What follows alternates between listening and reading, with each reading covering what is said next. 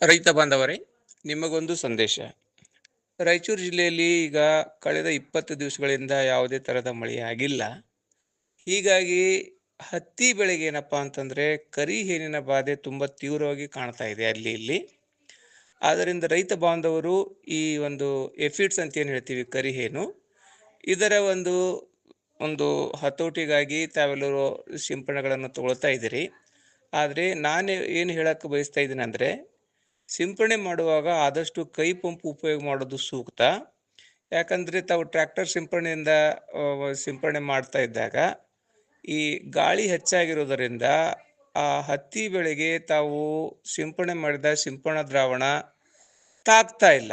ಆ ತಾಗದೇ ಇರೋದ್ರಿಂದ ಆ ಒಂದು ಕರಿಹೇನಿನ ಅಥವಾ ಎಫಿಡ್ ಈ ಕೀಟದ ಒಂದು ಹತೋಟಿ ಚೆನ್ನಾಗಿ ಬರ್ತಾ ಇಲ್ಲ.